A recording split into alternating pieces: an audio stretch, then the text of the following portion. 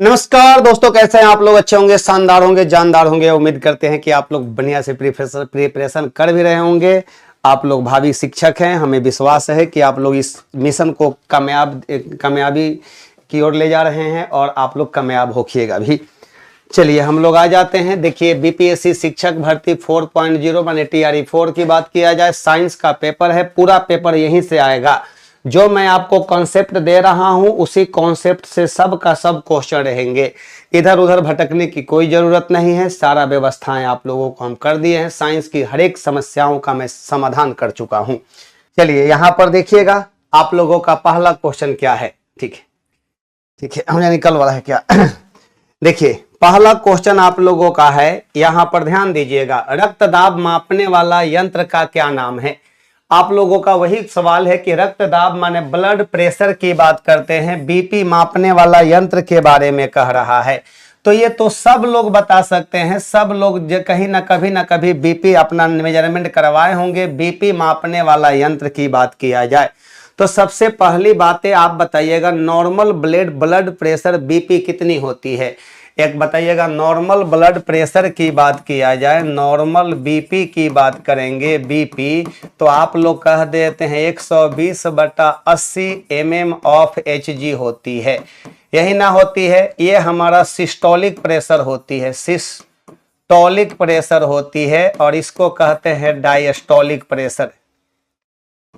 ये diastolic pressure होती है। सिस्टोलिक प्रेशर, ये डायस्टोलिक प्रेशर होती है। नॉर्मल बीपी होती है। और इसको मापा जाता है क्या? एक बात बताइएगा, इसको मापा जाता है क्या चीज से? स्फिग्नोमैनोमीटर से। स्फिग्नोमैनोमीटर से मेजरमेंट किया जाता है। तो आपके प्रश्न का सही जवाब कौन सा आने वाली है? ये तो प्रश्न का सही जवाब आपका बन ही गया है कि कौन सा जवाब हो रही है। तो कहेंगे कि लीजिए सर, ये हमारे प्रश्न का सही में जवाब आ गया, रियल में जवाब आ गया, ये हो गया हमारा। चलिए, ये बन गया क्लियर, सवाल का जवाब हो गया हमारा, स्फिग्नोमैनोमीटर हो गया।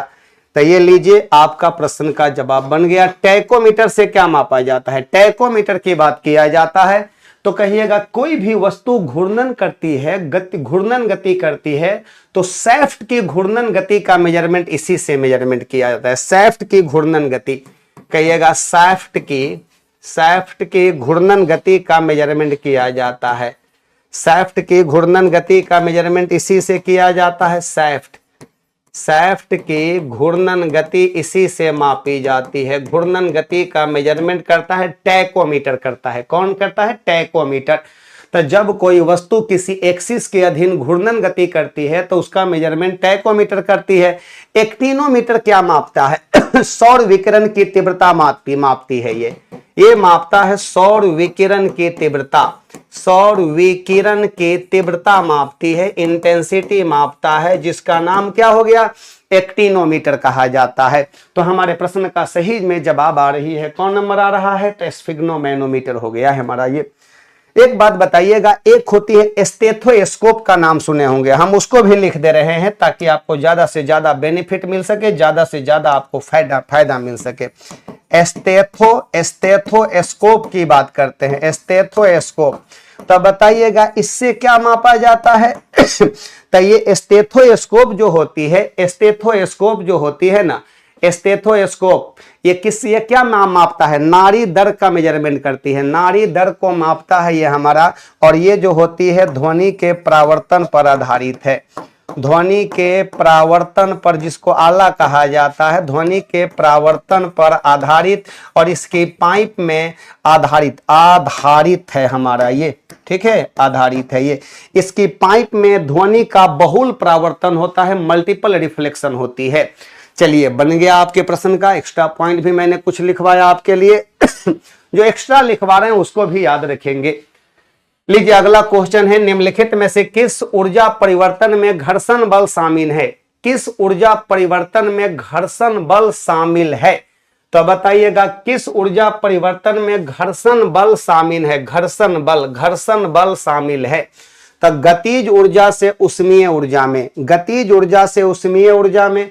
तो दूसरा है स्थितिज ऊर्जा से ध्वनि ऊर्जा में, ये तो होने वाली नहीं है, ये तो एकदम टोटली गलत है। रासायनिक ऊर्जा से उष्मा ऊर्जा में नहीं, ये घर्षण बल इसमें भी शामिल नहीं है हमारा, उपरोक्त में से एक से अधिक। तो देखिए गतिज ऊर्जा से उष्मा ऊर्जा में कोई भी वस्तु, जैसे कि किसी वस्तु को आप खींचकर आगे लाइएगा तो दोनों वस्तुओं के संपर्क सतहों के बीच में जो घर्षण बल काम करेगा, तो घर्षण से बताइए गर्मी पैदा होती है कि नहीं। तो किसी वस्तु को, जैसे आप ही बताइए कोई वस्तु है उसको खींचकर आप आगे ला रहे हैं और उसको छुइएगा तो बताइए कितना गर्मी हो जाता है, वो गर्म हो जाता है।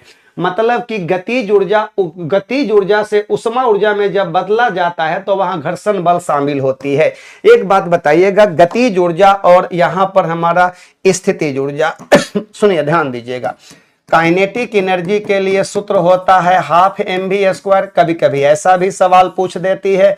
एक बात बताइएगा, काइनेटिक एनर्जी जो होती है डायरेक्टली प्रोपोर्शनल v² के, और पोटेंशियल एनर्जी की बात करते हैं तो mgh के बराबर होती है। ऊंचाई के बढ़ने से बढ़ेगा, ऊंचाई के घटने से ये घटता है। तब Pe बराबर Pe डायरेक्टली प्रोपोर्शनल होती है ऊंचाई का। अगर ऊंचाई बढ़ती है तो पोटेंशियल एनर्जी बढ़ेगा, ऊंचाई घटेगी तो पोटेंशियल एनर्जी का मान भी घटेगा।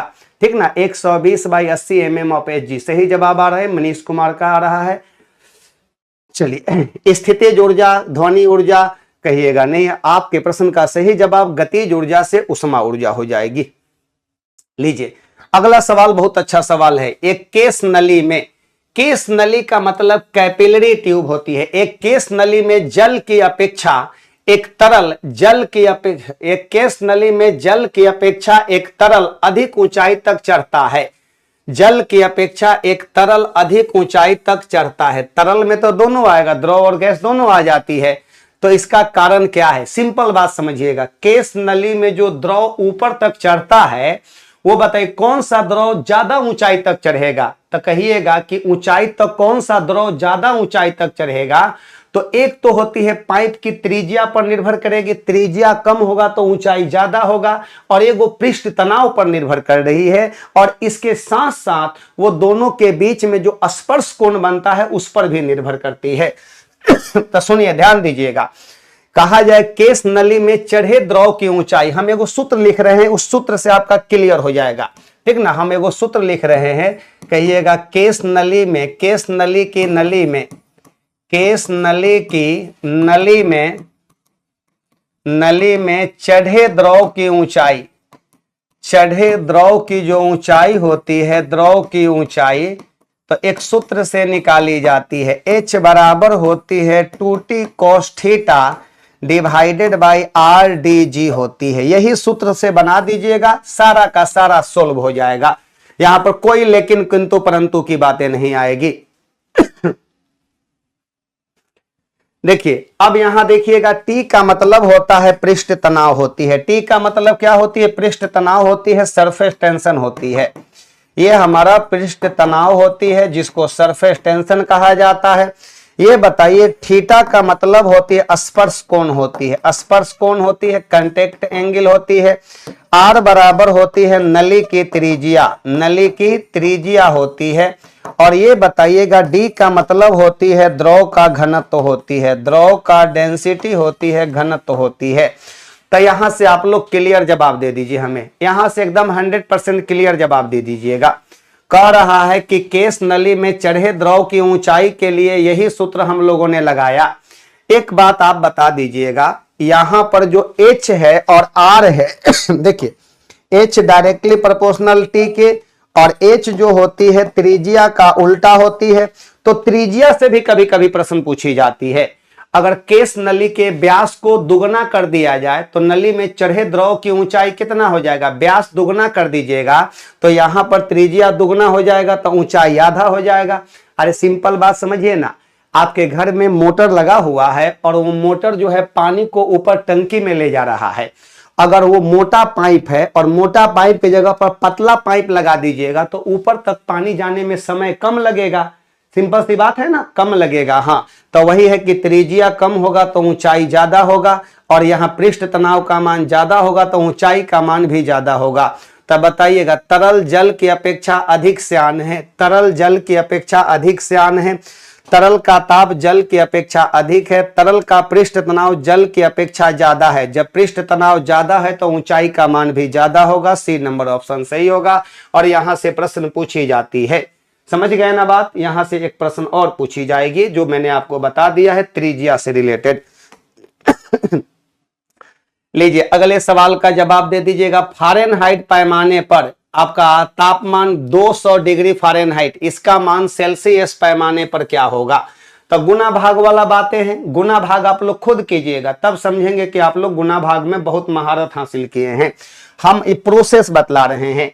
जितने भी ताप मापने वाले हमारे आपका थर्मामीटर है, टाइप्स ऑफ थर्मोमीटर, जितना भी थर्मामीटर है उसमें हम संबंध बतला दे रहे हैं। संबंध बतला देंगे तो मान पुट कर कर आप लोग बना दीजिएगा। कैसे संबंध बनाना है देखिए यहां पर, तो कहिएगा C/5 बराबर F माइनस 32/9 बराबर K माइनस 273/5। तो ये कैसे आता है, जब मैं एक बैच शुरू करूंगा ना तो वहां पर सारी कुछ मैं डिटेल्स में बताऊंगा। रटने की कोई ऐसी नहीं छोड़ूंगा। रटना नहीं है, साइंस रटना नहीं है, साइंस को कलम के नोक पर घुमाना है। साइंस का मतलब ये नहीं कि हम जितना बोर्ड पर लिख देंगे गुदना गोद देंगे ना उतना अच्छा, ऐसी बातें भी नहीं है। साइंस को समझिए, साइंस को समझकर स्मार्ट क्लास करने की कोशिश कीजिए आप, ठीक है। तो ये सूत्र लगा दीजिएगा, डायरेक्टे बन जाएगा आपसे। तो ये बताइए सभी एक दूसरे के बराबर है, तो फारेनहाइट और सेल्सियस के बीच में दोनों को बाहर निकाल दो यार। तो कहिएगा C/5 बराबर F माइनस 32/9 हो गया। और यहां से आप अपने प्रश्न से आ जाइएगा, अकॉर्डिंग टू प्रश्न आ जाइएगा, प्रश्न के अनुसार आ जाइएगा, अकॉर्डिंग टू क्वेश्चन।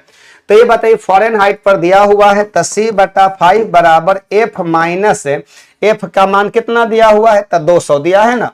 तो यहां पर कहिएगा 200 माइनस 32/9 कर दीजिएगा, तो यहां पर सेल्सियस में निकल जाएगा। इसलिए C बराबर कितना degree Celsius, dash dash degree Celsius आपके प्रश्न का जवाब आ जाएगा। कुछ आ रहा है आंसर, कितना आ रहा है आंसर बताइए भाई। गुना भाग करो मेरे भाई, गुना भाग कर कर बता दीजिए। यहां से 200 में से 32 जाएगा तो कितना हो जाएगा, यहां पर इसके भाग दे दीजिएगा, यहां से बना देना है, आंसर हो जाएगी आपका। बता दीजिए, कोई बता दीजिए, कोई बता दीजिए। देखते हैं कि फास्ट कैलकुलेशन किनका है, फास्ट कैलकुलेशन कितना है, किनका किनका है। तो थोड़ा फास्ट कैलकुलेशन कीजिए। साइंस पढ़ रहे हैं तो साइंस लगना चाहिए कि आप साइंस पढ़ रहे हैं, ठीक ना। साइंस पढ़ रहे हैं तो लगना चाहिए कि साइंस आप पढ़ाई कर रहे हैं, नहीं तो भाई वैसे ही बैलगाड़ी लेखा चल रहे हैं, वैसे थोड़े होता है। लीजिए कौन आंसर आ रहा है, नहीं बन रहा है। चलिए 93.3 डिग्री सेल्सियस, यहां पर किन्हीं का आंसर नहीं आया ना, नहीं किन्हीं का आंसर नहीं आया अभी तक। चलिए कोई बात नहीं है, यहां पर आंसर आ जाएगा आपका 1 नंबर आ जाएगी। 1 नंबर आंसर कर दीजिएगा, बन जाएगा। अगर 40 की बात करेंगे तो नहीं, 40 नहीं आएगी।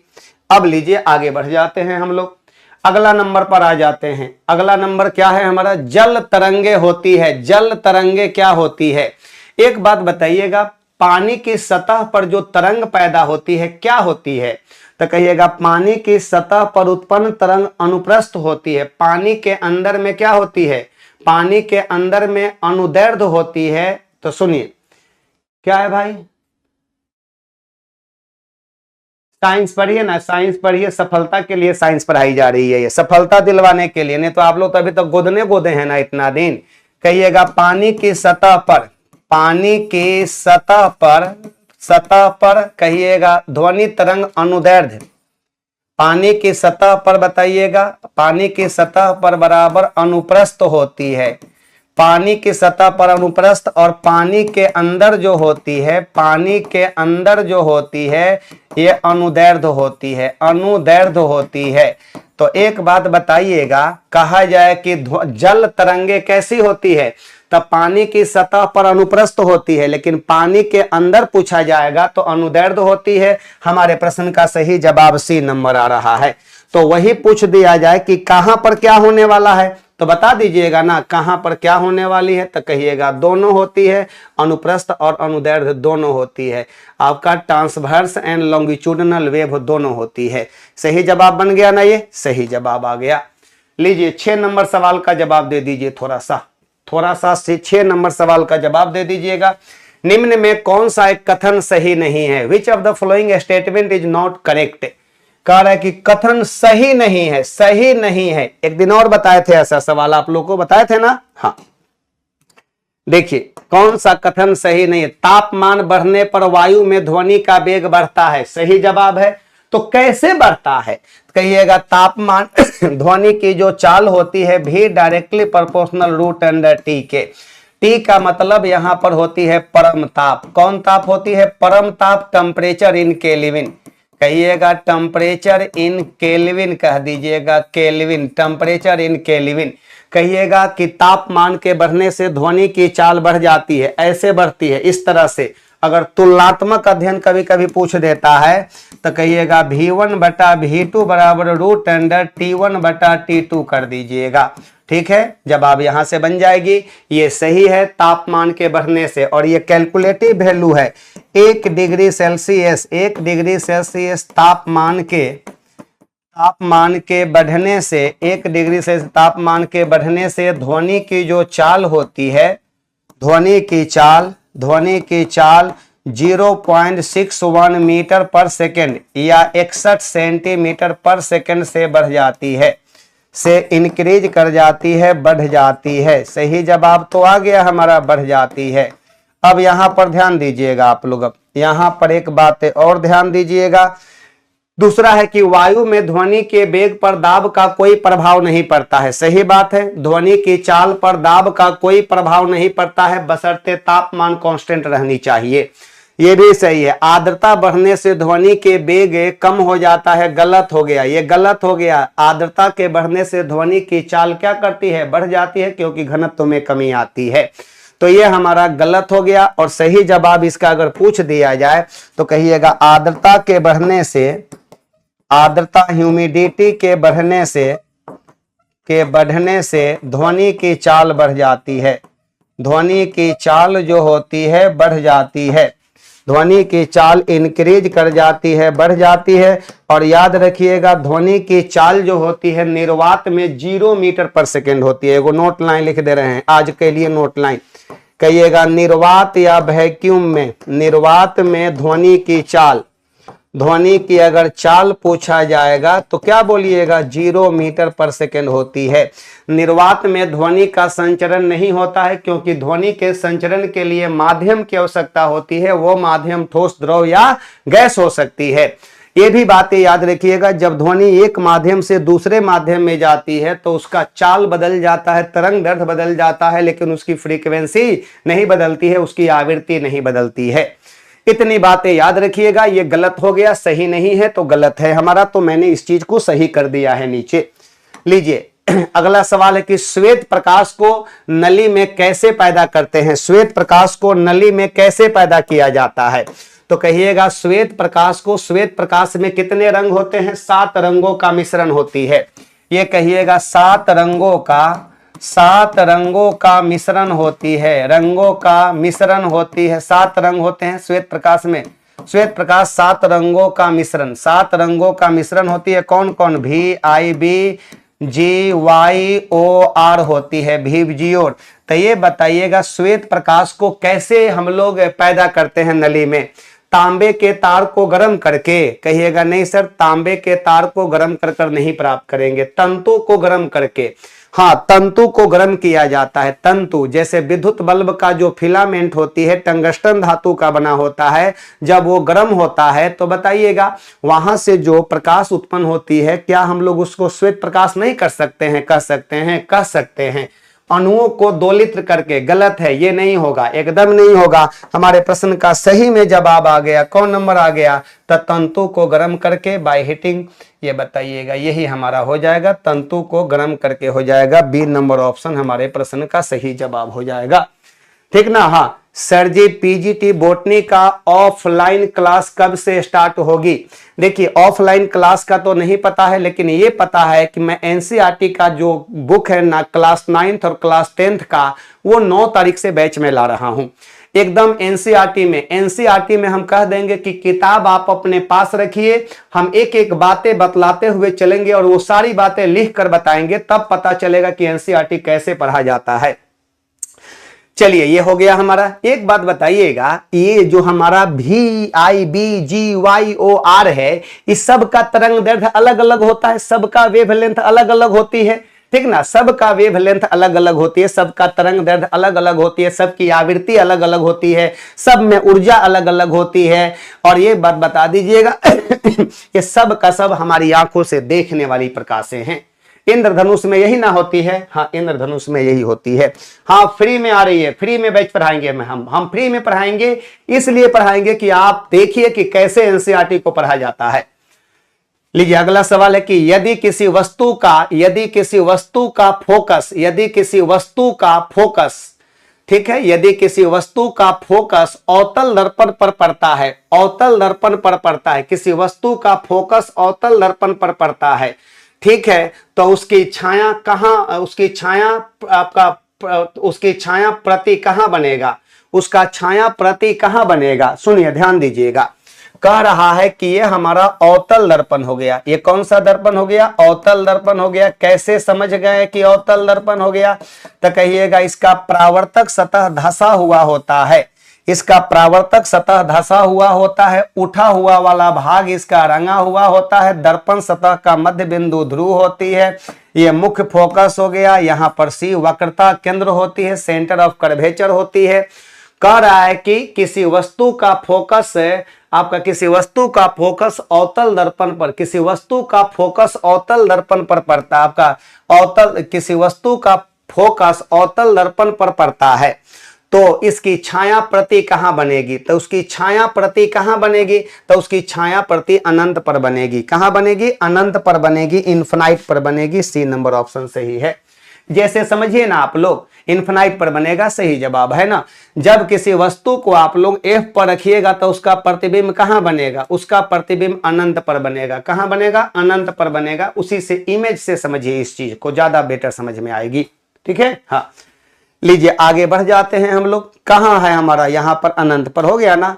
ये बताइए, सही कथन को चुनिए। लाल प्रकाश की तरंग दैर्ध्य बैगनी से कम होती है। ये दृश्य प्रकाश वाली की बात किया जा रहा है। तो सुनिए, दृश्य प्रकाश की बात करते हैं। दृश्य प्रकाश का मतलब होती है विजिबल लाइट। विजिबल लाइट की बात किया जाए, विजिबल लाइट हो गया दृश्य प्रकाश। कितने रंगों का मिश्रण होती है? 7 रंगों का। कौन कौन है? VIBGYOR। इधर से इधर जाएंगे तो तरंग दैर्ध्य क्या होगा? बढ़ेगा। तो ये कह दीजिएगा तरंग दैर्ध्य माने वेवलेंथ का हमारा ये बढ़ते क्रम हो गया, इंक्रीजिंग ऑर्डर हो गया, बढ़ते क्रम। क्या कितना से कितना तक होती है? तो कह दीजिएगा लगभग 4000 एंगस्ट्रॉम से, या 3800 ही कर दीजिए, हटाइए 4000, लगभग में 3800 एंगस्ट्रॉम से होती है आपका 7800 एंगस्ट्रॉम। लेकिन अब आपका प्रश्न यहां पर एंगस्ट्रॉम में नहीं पूछ रहा है, ये नैनोमीटर में पूछ रहा है। क्या चीज में? नैनोमीटर में पूछ रहा है। तो यदि इन्फिनिटी पर रहता है तो अब दर्पण फोकस पर बनेगा। हाँ जरूर, काहे नहीं बनेगा। अब ये देखिएगा, ध्यान दीजिएगा, अब ये एंगस्ट्रॉम में पूछ रहा है, तो और कर इसी को हम लिख दे रहे हैं 380 आपका नैनोमीटर में पूछ रहा है, से लेकर कहिएगा 780 नैनोमीटर तक होती है। नैनोमीटर में इतना बोलिएगा, नैनोमीटर में आप लोग इतना बोल दीजिएगा, समझ गए ना। नैनोमीटर में आजकल पूछ रहा है, क्यों? तो ये एंगस्ट्रॉम को नैनोमीटर में बदल देना है, तो 1 एंगस्ट्रॉम बराबर 1/10 नैनोमीटर होती है। एनएम माने क्या हुआ? नैनोमीटर। एनएम बराबर होती है नैनोमीटर में। तो ये क्वेश्चन यहां से पूछी जाती है, यहां से प्रश्न पूछी जाती है। मोस्ट VVI में रखिएगा इसको, ठीक ना। ये मोस्ट VVI के अंतर्गत रखना है इसको। 3900, अरे भाई मैं कह रहा हूं ना कि 3900 भी लिख सकते हैं, 4000 भी लिख सकते हैं। ये तो माध्यम पर निर्भर करती है कि किस माध्यम में आप उसको लेकर जा रहे हैं, ठीक ना। हाँ, तो बताइए, अब ये नैनोमीटर में पूछ रहा है, तो एंगस्ट्रॉम को नैनोमीटर में बदलना है, तो एंगस्ट्रॉम वाला वैल्यू निकाल लेना है, उसमें 1/10 से गुना कर देना है, माने 10 से भाग दे दीजिएगा तो वो नैनोमीटर में बदल जाएगा। तो देखिए, लाल प्रकाश की तरंग दैर्ध्य बैगनी से कम होती है। लो भाई, सबसे ज्यादा तो लाले का होता है ना, गलत गलत हो गया ना। ये लाल प्रकाश की तरंग दैर्ध्य बैगनी प्रकाश से ज्यादा होती है। कहिएगा लाल प्रकाश की तरंग दैर्ध्य बैगनी से ज्यादा होती है। हाँ बहुत सबसे ज्यादा तो लाले का है। बैगनी प्रकाश की तरंग दैर्ध्य हरे प्रकाश से ज्यादा होती है। बैगनी प्रकाश का सबसे कम है तो हरा से कहां से पर कह रहा है कि कौन ऑप्शन हो जाएगा, तो कहिएगा बी नंबर ऑप्शन सही हो जाएगा। कौन नंबर हो जाएगा, बी नंबर ऑप्शन सही हो जाएगी। इसका कितना नंबर आ गया, 9 का बी नंबर आ गया। सब लोगों का आया नहीं आया, 9 का बी नंबर आया ना। हाँ 9 का कौन नंबर हो गया, तो कह रहा है कि लाल प्रकाश की तरंग दैर्ध्य बैगनी से कम होती है। 9 का कितना नंबर हो गया, तो कहिएगा बी नंबर ऑप्शन सही हो गया। यहां पर नहीं आया तो कहिएगा हाँ सर जी बी नंबर ऑप्शन सही है। लाल प्रकाश की तरंग दैर्ध्य बैगनी प्रकाश से कम होती है, कहिएगा लाल प्रकाश की तरंग दैर्ध्य बैगनी से कम होती है। गलत हो गया, लाल प्रकाश की तरंग दैर्ध्य बैगनी से ज्यादा होती है। बैगनी प्रकाश की तरंग दैर्ध्य हरे प्रकाश से ज्यादा होती है। हरे प्रकाश से ज्यादा कहां, ये हमारा आंसर सही हो गया, बी नंबर ऑप्शन सही हो गया। लीजिएगा यहां पर कह रहे कि विद्युत उत्पन्न करने के लिए कौन सी धातु का उपयोग किया जाता है। विद्युत उत्पन्न करने के लिए कौन सी धातु का उपयोग किया जाता है, याद कीजिए आप लोग, याद कीजिएगा नाभिकीय रिएक्टर। न्यूक्लियर रिएक्टर का नाम सुने हैं ना, तो कहिएगा न्यूक्लियर रिएक्टर। न्यूक्लियर रिएक्टर की बात करते हैं, न्यूक्लियर रिएक्टर की बात करेंगे तो इसमें जो होती है न्यूक्लियर रिएक्टर में नाभिकीय ऊर्जा को उष्मा ऊर्जा में बदलकर, कहिएगा इसमें नाभिकीय ऊर्जा को, हम एकदम डायरेक्ट क्वेश्चन पर आ रहे हैं, इसमें नाभिकीय ऊर्जा को, इसमें नाभिकीय ऊर्जा को उष्मा ऊर्जा में बदलकर, उष्मा ऊर्जा में बदलकर विद्युत ऊर्जा प्राप्त की जाती है। कहिएगा इसमें नाभिकीय ऊर्जा को उष्मा ऊर्जा में बदलकर विद्युत ऊर्जा प्राप्त की जाती है। इसमें नाभिकीय ऊर्जा को उष्मा ऊर्जा में बदलकर विद्युत ऊर्जा प्राप्त की जाती है। ये बातें तो सब लोग समझ रहे हैं कि हाँ भाई नाभिकीय रिएक्टर, भारत का प्रथम परमाणु रिएक्टर का नाम है अप्सरा, जो कि महाराष्ट्र के ट्राम्बे शहर में है ना। हाँ तो एक बात बताइएगा, कह रहा है कि इसमें नाभिकीय ऊर्जा को उष्मा ऊर्जा में बदलकर विद्युत ऊर्जा प्राप्त की जाती है। किसमें, न्यूक्लियर रिएक्टर में, जिसको परमाणु अनुसंधान केंद्र कहा जाता है या बिजली घर एटॉमिक रिएक्टर कहा जाता है।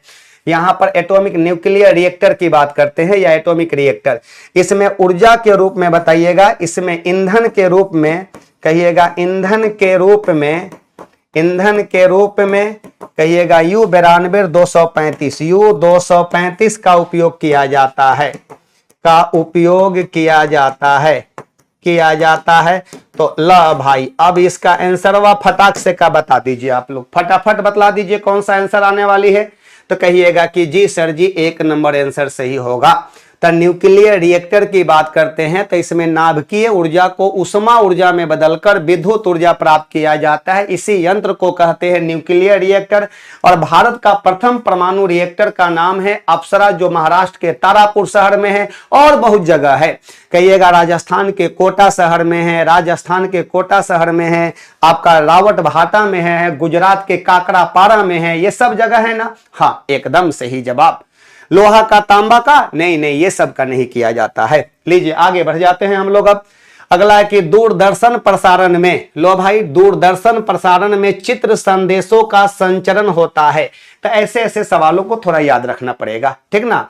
दूरदर्शन प्रसारण में चित्र संदेशों का संचरण होता है, क्योंकि जब इलेक्ट्रॉनिक्स में इन कर जाएंगे तो थोड़ा आपको दिक्कत होने लगेगी, इसलिए ऐसे प्रश्नों को आपको खुद याद रखनी है, ठीक ना। हाँ अरे यार मेरी बात समझ लीजिएगा, एनरिको फर्मी, हाँ आपका कहा जाए कि न्यूक्लियर रिएक्टर का खोज कौन किए थे, एनरिको फर्मी साहब किए थे। और भारत का प्रथम परमाणु रिएक्टर जो है कौन है, अप्सरा है हमारा।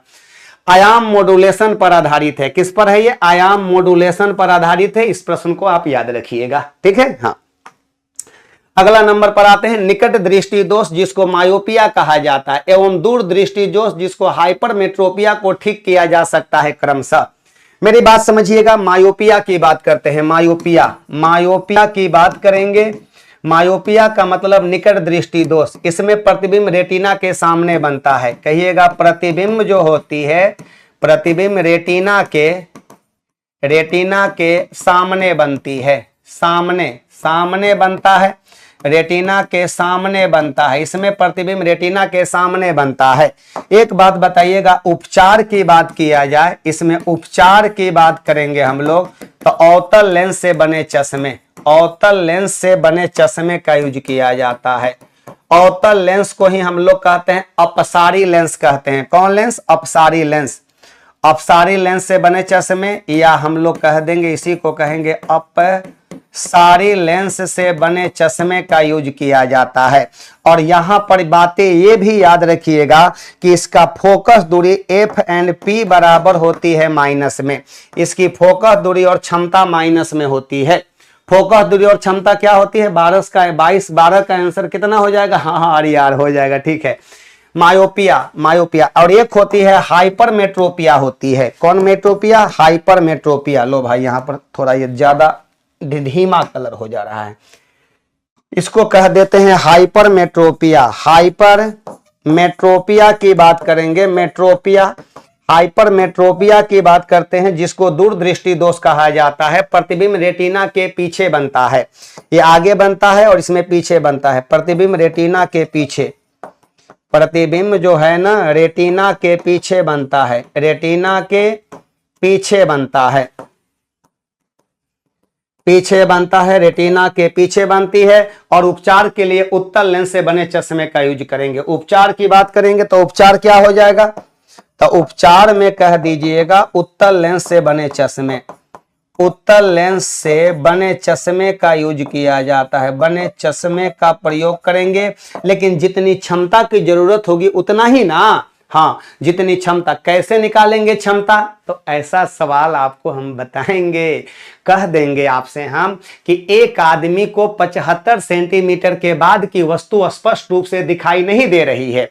क्वेश्चन कहेगा कि एक आदमी को 75 सेंटीमीटर के बाद की वस्तु स्पष्ट रूप से दिखाई नहीं दे रही है, तो बताएं व्यक्ति किस दोष से पीड़ित है और उसे कितनी क्षमता वाली लेंस की आवश्यकता होगी। दे दें आप लोगों को इसका आंसर? दे दें? हाँ हाँ अरे भाई, हम कह रहे हैं कि कारण अगर लिखेंगे तो छोटा पड़ जाएगा ना बोर्ड। अगर हम कह दें, क्वेश्चन आप लोगों के लिए HW दे रहे हैं, कह रहे हैं कि एक आदमी को 75 सेंटीमीटर के बाद की वस्तु स्पष्ट रूप से दिखाई नहीं दे रही है। सुनिए सवाल, एक आदमी को 75 सेंटीमीटर के बाद की वस्तु स्पष्ट रूप से दिखाई नहीं दे रही है, तो बताइए व्यक्ति किस दोष से पीड़ित है और उसे कितनी क्षमता वाली लेंस की आवश्यकता होगी। बना देंगे ना? हाँ बना देंगे। लीजिए बना देना है, इसको बनाकर दिखाइएगा आप लोग। आगे तो बताइए इसका कौन सा आंसर हो जाएगा? निकट दृष्टि दोष मायोपिया के उपचार के लिए अवतल, और बताइएगा दूर दृष्टि दोष के लिए हाइपरमेट्रोपिया के लिए उत्तल लेंस का यूज करेंगे। सी नंबर ऑप्शन सही है। लीजिए अगले नंबर पर आते हैं। साबुन के पतले झाग में, साबुन के पतले झाग में चमकदार रंगों का बनना किस परिघटना पर आधारित है? तो यहां ध्यान दीजिएगा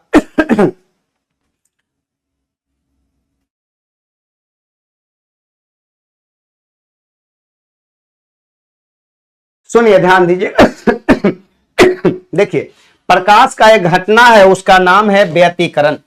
देखिए प्रकाश का व्यतिकरण होती है, प्रकाश का व्यतिकरण, व्यतिकरण होती है। और इसमें देखिए इंग्लिश में कहते हैं इसको इंटरफ्रेंस ऑफ लाइट कहा जाता है। इंटरफ्रेंस ऑफ लाइट के नाम से जाना जाता है। और याद रखेंगे ये घटना क्या होती है? कहिएगा जब समान आवृत्ति और आयाम के, बात समझिएगा, लिखवाएंगे ना, इसको समझा रहे हैं सिर्फ। समान आवृत्ति और आयाम के, जब समान आवृत्ति और आयाम के, जब समान आवृत्ति और आयाम के दो प्रकाश तरंग किसी बिंदु पर अध्यापित होती है, किसी बिंदु पर अध्यापित होती है, तो कहीं पर प्रकाश की तीव्रता बढ़ जाती है, कहीं पर चमक बढ़ जाती है। तीव्रता बढ़ने का मतलब चमक बढ़ जाती है। और कहीं पर प्रकाश की तीव्रता क्या करती है? घट जाती है या शून्य हो जाती है, अंधेरा हो जाता है। इसी घटना को कहते हैं इंटरफ्रेंस ऑफ लाइट कहते हैं। यह घटना ध्वनि और प्रकाश दोनों में होती है। कहिएगा ध्वनि और प्रकाश दोनों में होती है, ध्वनि और प्लस प्रकाश दोनों में होती है, दोनों में होती है, दोनों में होती है ये घटना। लेकिन ध्रुवन की घटना जो होती है ना, खाली प्रकाश में ध्वनि में नहीं होती है। इसके अंतर्गत ही आती है हमारा ये पानी की सतह पर, पानी की सतह पर फैली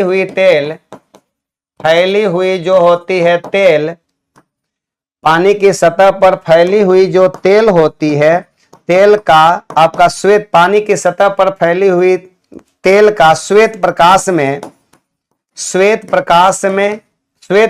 में रंगीन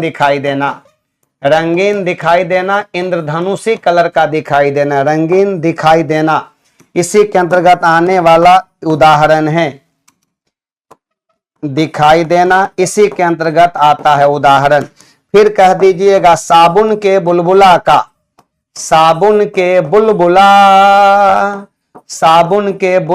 का रंगीन प्रकाश का श्वेत प्रकाश में रंगीन दिखाई देना, वही सूर्य के प्रकाश में श्वेत प्रकाश में रंगीन दिखाई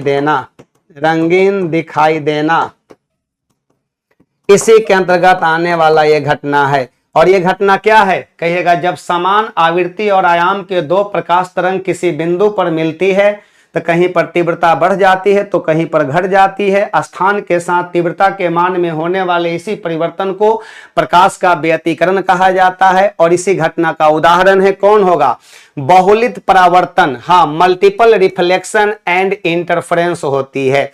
यहां पर और कोई इंटरफेरेंस वाला है क्या, नहीं है, तो हम लोग दिमाग ज्यादा नहीं लगाएंगे, आराम से मारकर चल जाएंगे, 1 नंबर आंसर। लीजिए आगे नंबर पर आइएगा। 14 नंबर सवाल क्या कह रहा है, इसको पढ़ लीजिए और जवाब दे दीजिएगा।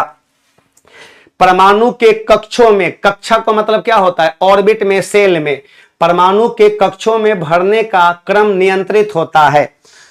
सुनिए बात मेरी, परमाणु के पास इलेक्ट्रॉन होता है ना, तब परमाणु के पास इलेक्ट्रॉन होता है, उस इलेक्ट्रॉनों को उसके ऑर्बिट में और सब ऑर्बिट में, उस इलेक्ट्रॉनों को ऑर्बिट में और उसके सब ऑर्बिट में जो नियम भरता है उसका नाम क्या है, अफबाउ सिद्धांत।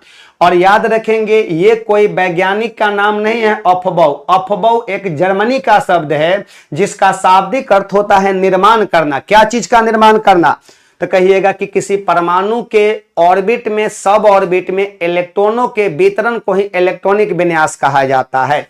तो उस सिद्धांत का नाम है अफबाउ सिद्धांत। तो कहिएगा अफबाउ सिद्धांत की बात किया जाए, अफबाउ सिद्धांत में क्या कहा गया है तो कहिएगा कि जर्मन शब्द है ये कौन शब्द है, तो कहिएगा जर्मन शब्द है, ये वैज्ञानिक का नाम नहीं है सर। ये सिद्धांत क्या कहता है, ये सिद्धांत कहता है कि इलेक्ट्रॉन सबसे पहले कम ऊर्जा वाले ऑर्बिटल में प्रवेश करेगा। इलेक्ट्रॉन सबसे पहले कम ऊर्जा वाले ऑर्बिटल में प्रवेश करेगा, उसके बाद उससे अधिक, उसके बाद उससे अधिक, उसके बाद उससे अधिक, इसी क्रम में बढ़ते चला जाता है इलेक्ट्रॉन। कहिएगा इलेक्ट्रॉन सबसे पहले कम ऊर्जा वाले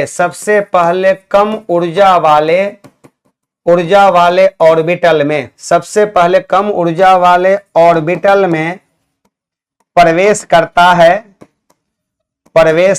है, इसके बाद उससे अधिक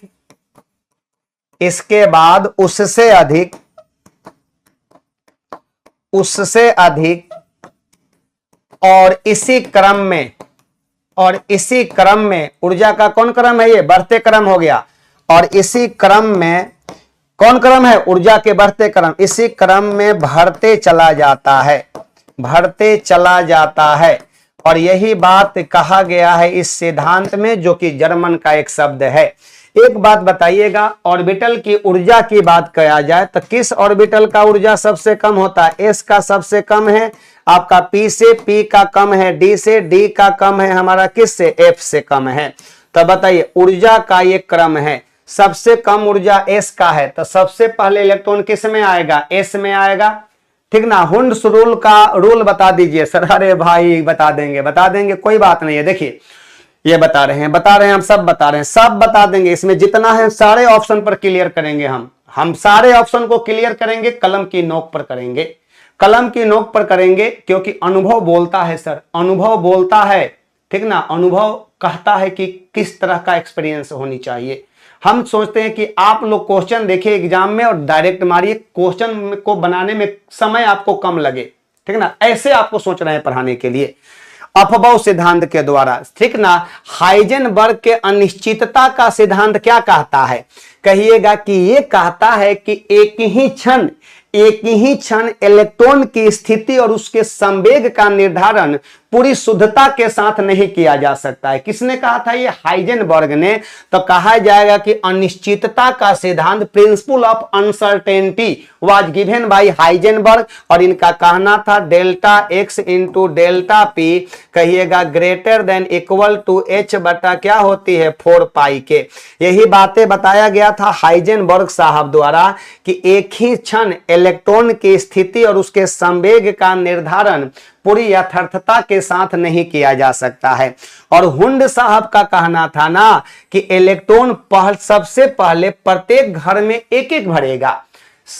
इलेक्ट्रॉन सबसे पहले आपका यानी कि इलेक्ट्रॉन जो है ना पहले एक एक कर भरेगा प्रत्येक घर में, उसके बाद में उसका जोड़ा लगना शुरू होती है। यही बात हुंड के नियम में कहा गया है, जिसको उच्चतम गुणन का नियम भी कहते हैं, लॉ ऑफ मैक्सिमम मल्टीप्लिसिटी भी कहा गया है। तो ये क्या कहता है कि इलेक्ट्रॉन सबसे पहले आपका यानी कि कम ऊर्जा वाले के लिए अफबाउ सिद्धांत में, और हुंड साहब का कहना था कि प्रत्येक ऑर्बिटल में पहले इलेक्ट्रॉन एक एक कर भरेगा, और जब भर जाएगा तब उसका जोड़ा लगना शुरू होता है, पेयर लगना शुरू होता है। क्लियर हो गया कि नहीं हुआ क्लियर? यस में जवाब दीजिए। पहले आप जगह रहता तो ओकरा लिखिए देते, समझाइए देते बढ़िया से, लेकिन जगह हवे ना है, ठीक ना। हाँ कोई बात नहीं है, जगह मिलेगा कब? जब हम क्लास शुरू करेंगे तब तो वहां पूरे जगह मिलेगा, व्हाइट बोर्ड पर पढ़ाएंगे आप लोगों को।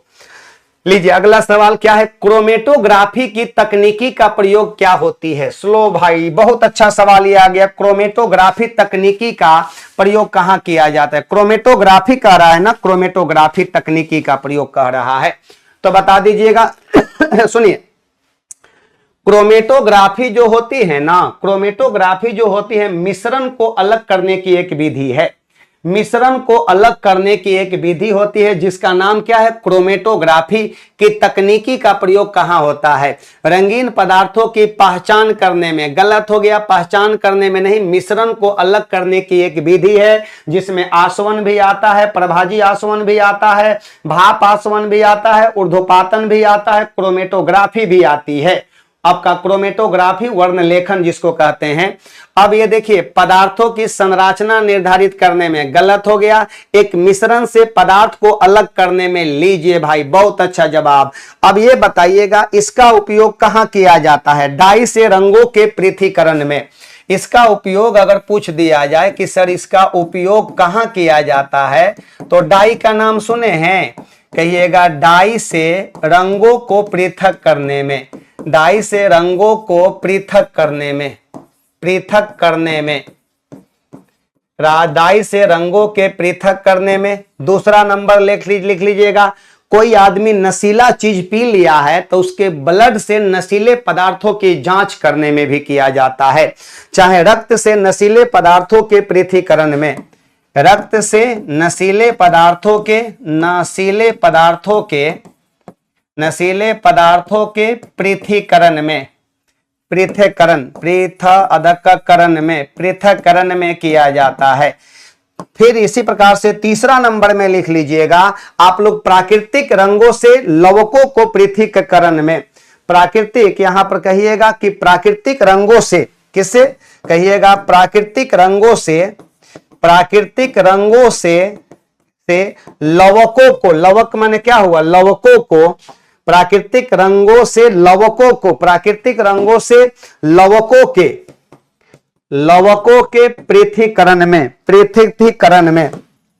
पृथक्करण में, चलिए हो गया यहां पर क्लियर जवाब। ये सब उपयोग पूछता है आपसे, ये सारा का सारा उपयोग पूछता है। कोई आदमी ना डाई से रंग को, हाँ एकदम सही जवाब, बच्चा पढ़ा है, ये पढ़ा रहा है, ये हमको लगता है कि पढ़ाई कर रहे हैं आप, ये अच्छा बात है सर, अच्छी बातें हैं। जब आप इस सब चीजों को समझ रहे हैं तो मतलब कि आप पढ़ाई कर रहे हैं। अगर हम कह दें कि सर जल का सूत्र क्या होता है? H2O होती है, अगर वही सब चीजें हम लिख कर यहाँ लिपा पोती कर दे तो अच्छा है? नहीं, अच्छा नहीं है। पढ़ाई का मतलब स्मार्ट क्लास होनी चाहिए, जहां से क्वेश्चन आती है वहीं से क्लास कर लेनी है आपको। बातें समझ गए ना? एक मिश्रण से पदार्थों को अलग करने के लिए इसका यूज किया जाता है। लीजिए भाई, बन गया आंसर इसका ना, हाँ एकदम बन गया। अब लीजिएगा शुष्क HCl, HCl शुष्क है, यहां पर भीगा हुआ नहीं है, ड्राई आर्द्र नहीं है, शुष्क है हमारा। तो सवाल कह रहा है कि शुष्क, कह रहा है कि शुष्क HCl गैस, शुष्क लिटमस पत्र का रंग क्यों नहीं बदलता है? तो कहिएगा लिटमस पेपर प्रभावशाली तब होता है जब वो आर्द्र होता है, तब जब वो नमी युक्त होती है, तब तभी ना वहां से आपका H+ OH- का आदान प्रदान होगी। तो कहिएगा लिटमस पेपर प्रभावशाली, कहिएगा लिटमस पेपर, लिटमस पेपर प्रभावशाली, प्रभावशाली तब होती है, तब होती है जब वह आर्द्र होती है, जब वह आर्द्र होती है, नमी युक्त होती है, आर्द्र होती है, आर्द्र होती है। और ये बातें आप लोग बता दीजिएगा कि कह रहा है कि शुष्क HCl गैस, शुष्क लिटमस पेपर का रंग नहीं बदलता है। सही जवाब है नहीं बदलता है। क्या कारण है? HCl गैस निर्जलीकरण एजेंट के रूप में कार्य करती है ना, गलत है। शुष्क सूखी HCl गैस की उपस्थिति में नीला लिटमस सूख जाता है, गलत है। कोई भी आयन मौजूद नहीं होगा, लो भाई कोई भी आयन मौजूद नहीं होंगे, लिटमस केवल H3O+ आयन की उपस्थिति में ही रंग बदलता है। तो चलिए सर, यही हमारे प्रश्न का सही जवाब हो गया।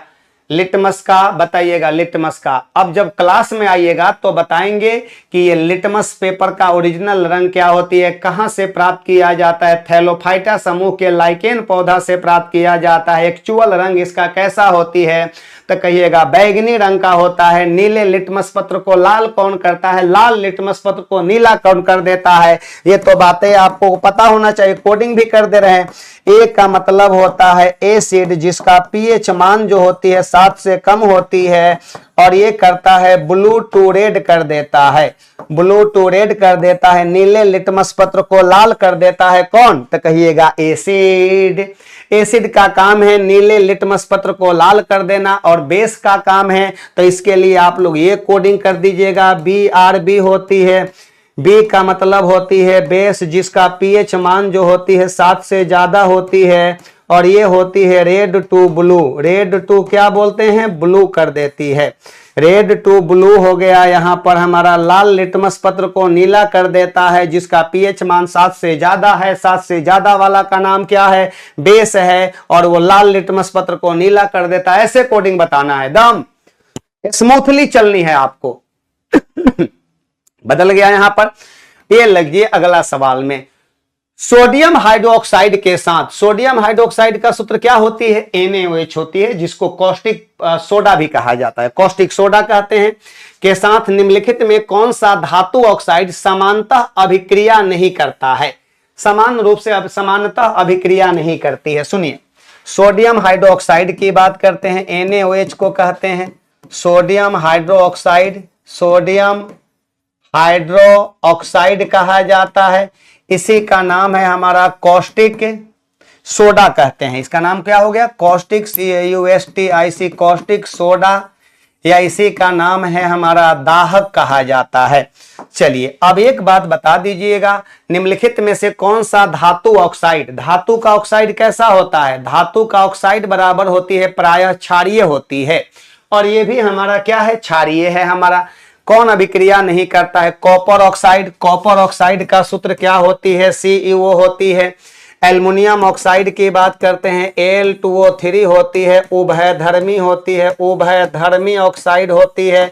ये हमारा अम्लीय भी होती है और क्षारीय गुण भी शो करती है। और यहाँ पर हमारा कैल्शियम ऑक्साइड होती है, ये कैल्शियम ऑक्साइड होती है, और ये इसके साथ क्रिया नहीं करेगा, ये इसके साथ क्रिया नहीं करेगा। CaOH का होल ट्वाइस होती है, इसी का नाम है कैल्शियम ऑक्साइड। कैल्शियम ऑक्साइड क्रिया नहीं करता है, इसी को कहा जाता है, इसी का नाम है हमारा चूने का, जो आपका कैल्शियम ऑक्साइड, इसी को कहते हैं भाखड़ा चूना भी कहते हैं, इसी को भाखड़ा चूना के नाम से भी जानते हैं, या इसी को खड़िया आपका, इसी नहीं भाखड़ा चूना कहिए, अच्छा इसी को कहिएगा स्लैक्ड लाइम कह दीजिएगा, स्लैक्ड लाइम कह दीजिएगा, चाहे चूने का पानी कह दीजिएगा, चूने का पानी कह दीजिएगा। तो क्रियाशीलता क्रम का नाम सुने हैं ना? तो कहिएगा कि ये भी क्रियाशील हो गया, ये भी क्रियाशील है, क्या इससे क्रिया करेगा ये? तो कहिएगा नहीं करेगा। कैल्शियम हाइड्रोक्साइड के साथ ये क्रिया नहीं कर पाएगा, नहीं कर पाएगा ये। चलिए, दोनों से क्रिया करेगा लेकिन इससे क्रिया नहीं करेंगे। और धातु का ऑक्साइड कैसा होता है? क्षारीय होता है। और अधातु का ऑक्साइड अम्लीय होता है। लेकिन कुछ धातु ऐसे होता है जिसका ऑक्साइड अम्लीय और क्षारीय दोनों होते हैं, जैसे ZnO Al2O3 होती है, ये कहिएगा उभयधर्मी ऑक्साइड होती है, उभयधर्मी ऑक्साइड होती है, उभयधर्मी ऑक्साइड होती है। मतलब क्या होती है? अम्लीय और क्षारीय दोनों होती है, अम्लीय प्लस क्षारीय बोथ होती है, दोनों होती है। ठीक है, हाँ। आगे बढ़ जाते हैं हम लोग, नेक्स्ट क्वेश्चन की ओर आ जाते हैं। मिलान करना है, ये वाला मिलान कीजिएगा। जर्मन सिल्वर मिलान क्या करना है? हम यहाँ लिख दे रहे हैं, मिलान कीजिएगा। ये सब का सब मिश्र धातु, जर्मन सिल्वर क्या है? मिश्र धातु है। जर्मन सिल्वर की बात करते हैं। जर्मन सिल्वर जो होती है Cu plus Zn plus nickel होती है, Cu Zn और निकेल होती है।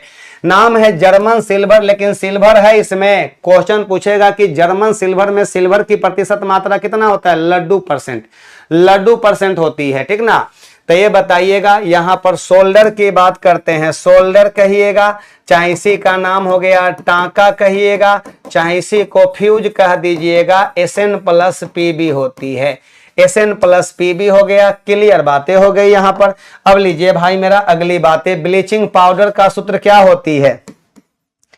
आपका CaOCl2 होती है, इसी का नाम हो गया कैल्शियम ऑक्सीक्लोराइड, कैल्शियम ऑक्सीक्लोराइड कहा जाता है, इसी का नाम हो गया ब्लीचिंग पाउडर।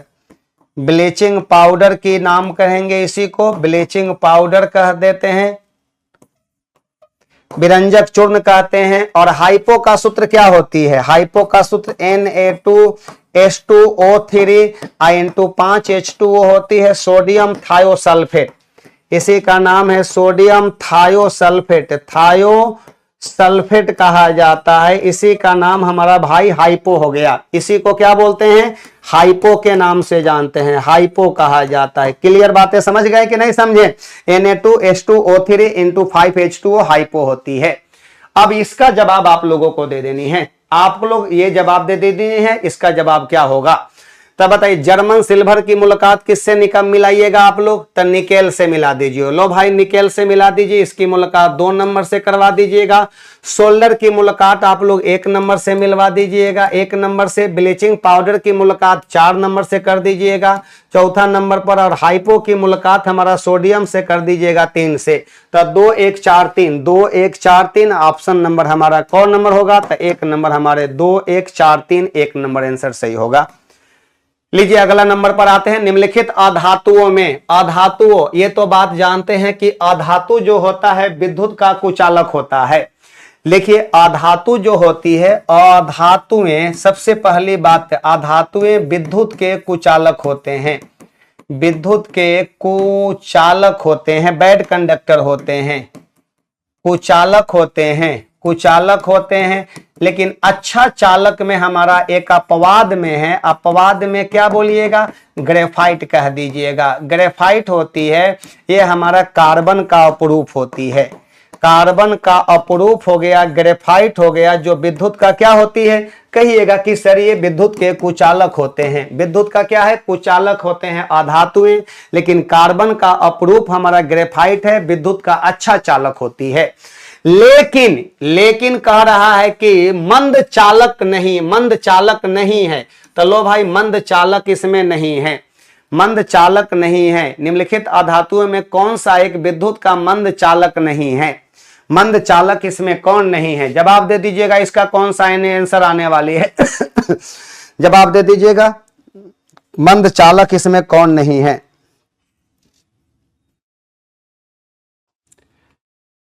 निम्नलिखित में अधातुओं में कौन सा विद्युत का मंद चालक नहीं है? तो सही बताइए। सल्फर जो होती है, सल्फर जो होती है ये कुचालक होती है, ब्रोमीन भी कुचालक होती है। और ये बता दीजिएगा मंद चालक नहीं है, ये सेलेनियम नहीं होगा। चलो भाई सेलेनियम नहीं मारना, सेलेनियम कर देना है SC। सेलेनियम जिसका जेड कितनी होती है, जेड बराबर 34 होती है। इसका परमाणु संख्या कितनी होती है, 34 होती है। पीरियोडिक टेबल में देखिएगा छठा ए में मिल जाएगा कौन, हमारा सेलेनियम मिल जाएगा, जिसका जेड कितनी होती है, 34 होती है। जेड कितना हो गया, 34 हो गया, जिसको हम लोग कहते हैं एसई कहते हैं, सेलेनियम होता है, एसई हो गया। एसई का मतलब क्या, सेलेनियम होती है ये। लीजिए आगे बढ़ जाते हैं हम लोग, अगला नंबर पर आते हैं। निम्नलिखित में कौन सा रसायन फल पकाने के लिए उपयोग में लाया जाता है, फल पकाने के लिए। तो बताइए, पेड़ पौधा में जो फल पक जाता है वो एथिलीन के कारण, पेड़ पौधा में फल पक जाता है एथिलीन के कारण। वो जो होती है ना प्लांट्स का गैसियस हार्मोन होती है। लेकिन सुनिए मेरी बात, लेकिन हम लोग फल पकाने के लिए, जैसे केला, आप अपने खेत में से केला काट लिए, केला के पेड़ पर से केला काट लिए, आप आम तोड़ लिए, और आम तोड़ने के बाद में उसको आप पकाने के लिए क्या करते हैं बताइए। तो मार्केट से जाकर कार्बाइड खरीद कर लाते हैं, कार्बाइड कहते हैं, हम लोग गांव में कहते हैं भैया कार्बाइड दिया तो थोड़ा सा, तो कार्बाइड भाई लाते हैं हम लोग। तो कार्बाइड थोड़े है, वो कैल्शियम कार्बाइड है, नाम क्या है उसका, कैल्शियम कार्बाइड। तो ये कैल्शियम कार्बाइड होती है, CARBIDE, कैल्शियम कार्बाइड होती है। और कैल्शियम कार्बाइड का सूत्र होता है CaC2 होती है। और इस पर जब हम लोग पानी छिड़कते हैं, CaC2 पर जब पानी छिड़कते हैं, इस पर वाटर जब छिड़काव किया जाता है, वाटर के संपर्क में आता है तो ये C2H2 देता है, और प्लस में हमारा CaOH का होल ट्वाइस, इसी का नाम है हमारा एसिटिलीन। क्या नाम है, एसिटिलीन कहते हैं। और यही ना भैया मेरे फलों को पका देता है, एसिटिलीन, एसिटिलीन होती है, और यही फलों को पका देती है। लेकिन पेड़ पौधा में जो फल पक जाता है एथिलीन के कारण पकता है। किसके कारण, एथिलीन के कारण। तो हमारे प्रश्न का सही जवाब कैल्शियम कार्बाइड हो जाएगा। सोडियम क्लोराइड नहीं नहीं नहीं, ये साधारण नमक होती है। पोटेशियम क्लोराइड KCl नहीं, आपके प्रश्न का सही जवाब कैल्शियम कार्बाइड होती है। कैल्शियम कार्बाइड से बताइए कौन सी गैस निकलती है, एसिटिलीन, और ये फलों को पका देती है। लीजिए आगे बढ़ जाइएगा आप लोग, क्या है निम्नलिखित में कौन सा, लो भाई गजब हो गया, 20 नंबर एगो और हो गया, 20 नंबर और एगो है। निम्नलिखित में कौन सा रसायन फलों को पकाने के लिए उपयोग में लाया जाता है, तो ये सेम क्वेश्चन हो गया, रिपीट कर गया। अगला है कि गैसोहोल है, गैसोहोल क्या है, तो कहिएगा गैसोहोल, गैसोलीन नहीं है।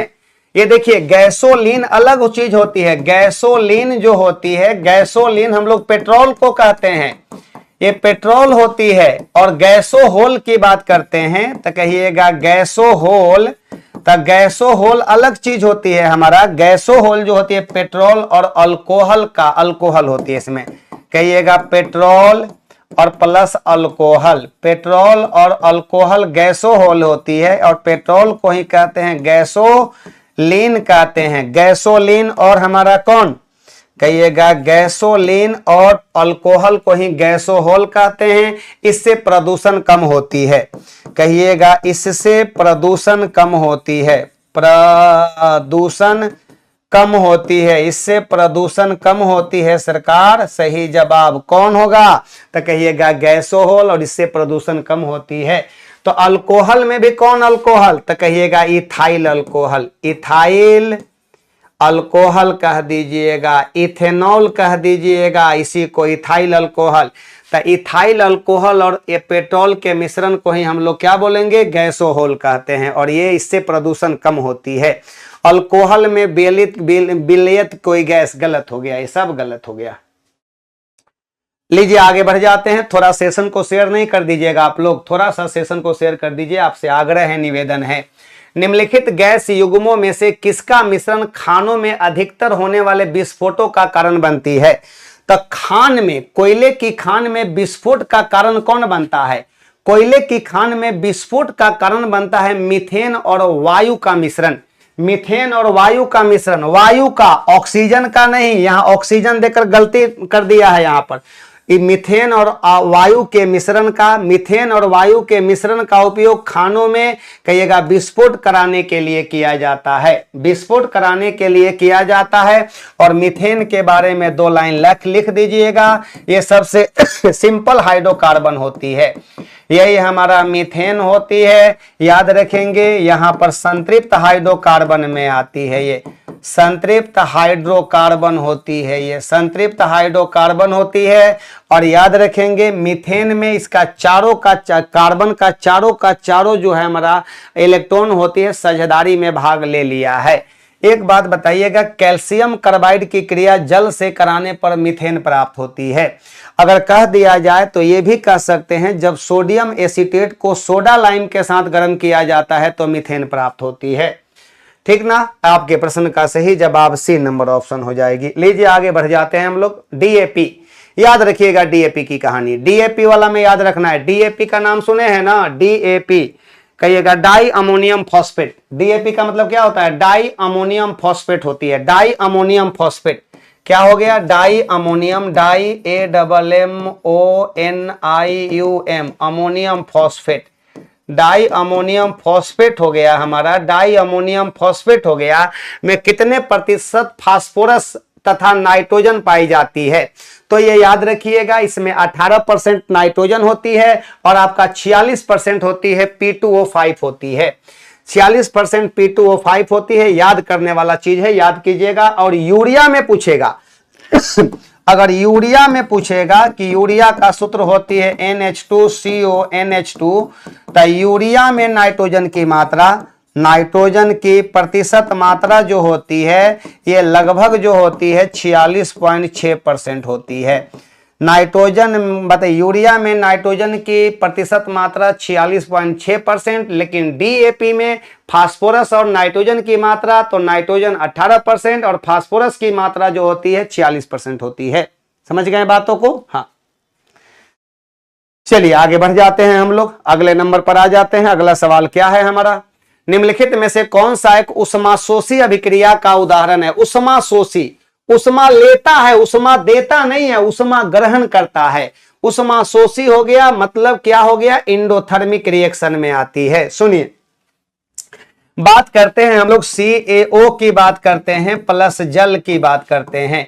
तो ये जो है हमारा ना चूना है हमारा, ये क्या है हमारा चूना। CaO को क्या कहा जाता है, तो CaO को कहा जाता है कली चूना कहते हैं। कौन चूना, तो हम लोग कली चूना कहते हैं, कली चूना। सुनिए, CaO को कहा जाता है कली चूना के नाम से जाना जाता है, या इसी को हम लोग कहते हैं बिना बूझा हुआ चूना।